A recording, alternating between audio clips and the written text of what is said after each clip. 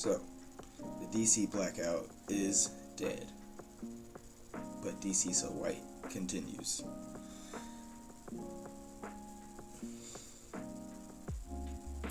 What killed it? I don't know. This is one thing that always kept me from diving deeper into comics like I wanted to, was the lack of representation. That's just plain and simple. You show us more representation, there will be more of us buying your product. And we don't have to go down a deep rabbit hole on like why that is, because it's pretty plain and simple. But what killed the DC Blackout? What killed the boycott? In my estimation, after doing some reading, watching some videos from people that were involved, trying to see some of the people's complaints about it, which is fair. You know, everything can be critiqued. Nothing is above criticism. That's just how it is. But there's criticism, and then there's bad faith arguments, or not trying to understand the person you're arguing with. So the three things I think have killed it: unclear message. Although some would say the message was very clear, there were some unanswered things and some things that people were just confused on, which is fair. You know, you can say I was confused and I want more clarity. That's fair to say. And when you have that, you need to ask. Just so, you know, say I'm confused and I want to know what's going on and what I should be doing so I can help, if that's your intention. If that's not your intention, boom, we already know you're not here on good faith. You're not here on good faith already. But if you want clarity and you are confused, you can't muddy the waters and argue. If you are confused, it's an ignorant argument at that point. You're not arguing to understand. You're arguing for the sake of an argument. And so when that happens, that's number two. What killed it? The message got diluted. And it's easy for a message like, you know, nowadays, every time something's going on and somebody wants to do something good, their message can easily get diluted because of the internet. People jump on this internet and just want to argue. People want to debate. That's what drives the internet. It's the rage machine. I call it that for a reason. But instead of people asking and using the internet as a tool of education, they got messy. And that's what a lot of y'all like to do. You get messy. And you like to assume, and then you like to insinuate. There's two things that you cannot do if you're looking for clarity. If you're here for change, if you want to see something change in the community of something that you love. Give me 1 second, let me get these dogs. Okay. So where was I? Yeah, assuming and insinuating. That will never clear a message up. At that point, that's only you trying to get your point across. That's all that is. And now you're making yourself, you know, not making yourself the enemy. You're just creating another controversy within the controversy we're trying to address. You see what I'm saying? It's not conducive, and it seems like a bad faith argument, in my opinion. Like, if you're not looking for the right answers, if you're not asking the person that you're arguing with, or you're not listening to that person on why they're doing what they're doing,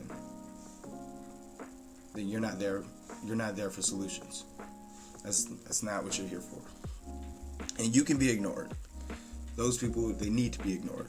If they don't want to understand, and you out here coming in good faith, that's, yeah, we don't got time for that.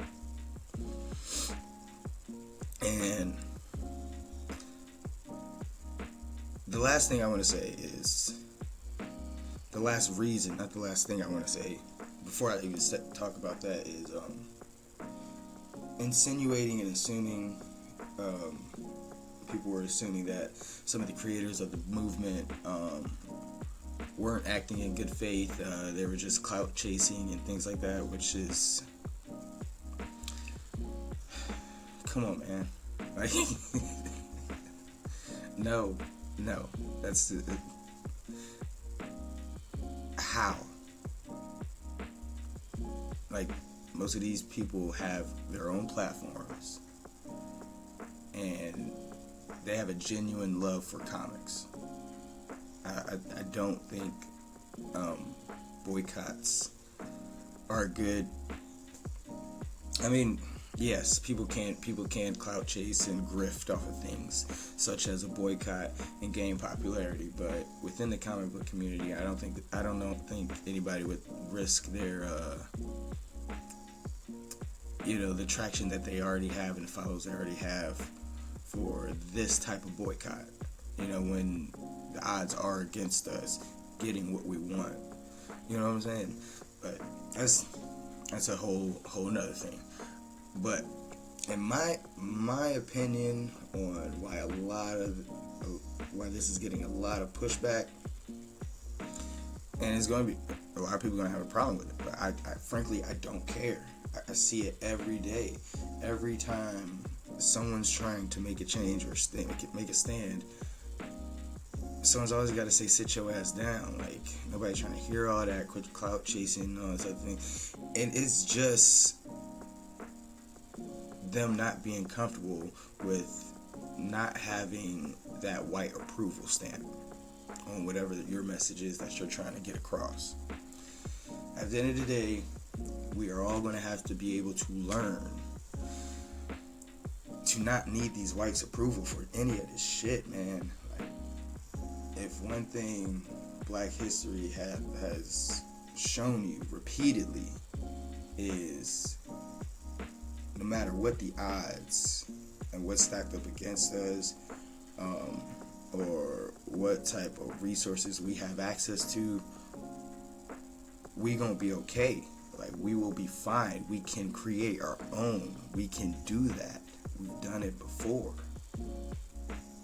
Why is it any different when it comes to these fandoms? Like, that's the one thing, people in the past did not have. Like, these fandoms, the internet, it is ridiculous. Like, I don't need a DC in my life, honestly. I really don't. Like, I ain't been to Target in forever. Like, I never went to Target really before that. And those of you that think you need Target, it's ridiculous. It's not true. You don't need it. You absolutely do not need it. And then a lot of people, like, during the boycotts, are like, what about, the people that work within Target or work with Target and things that what about the people that work with DC and write with DC, Nicholas Ivy Draper and Stephanie Williams? They don't need DC. I'm not trying to speak for them, but I'm telling you guys, they need us. They don't need DC. They need us to buy their comics from wherever they're writing their comics at, whether it's DC, another publishing company, or whatever. Or, whether they're doing, everything themselves, buying it direct. We can do that. I've said this on the podcast. These Kickstarters be popping. Like, all we need to do is invest in us. Like, I see some of these fundings and some of these Kickstarters, they get funded overnight, man. Overnight. All we have to do is help. Put our money where our mouth is. And it's not me saying, like, we already don't do that. I'm talking to the people that are the deniers. I go to the blurred conventions. I seek out black written literature. That's what I do. I don't like buying comic books that don't have black representation for my kids. Like, that's just not where I'm at with it. And it's nothing against, any white writer or anything like that. But that's just, I personally am doing what I wish I had seen as a kid. That's just how I think it should be. Like, we don't need any of that shit. Everybody's thinking we're targeting our people within the industry. That's just crazy. There are so many different ways you can support these stories. There's so many different ways you can so many different other ways you can support these stories, these artists, these writers, and these creators, while also doing a DC Blackout. And if you truly think we don't want you to buy their material, whether it's from DC or not, during this blackout, then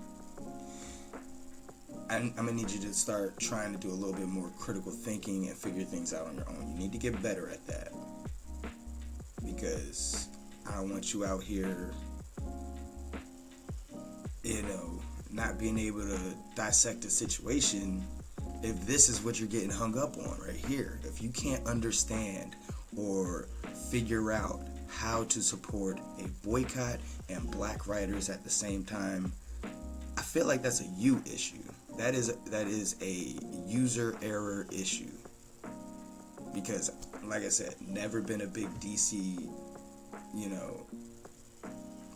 comic book reader myself, and comic books in general, but that's mainly because of the lack of representation. When I did, it was Jon Stewart, it was Cyborg, it was Bumblebee, it was all these things that I popped in and out on because I saw a black hero. Static. I mean, the Shadows of Dakota was a 7-issue series, a limited series.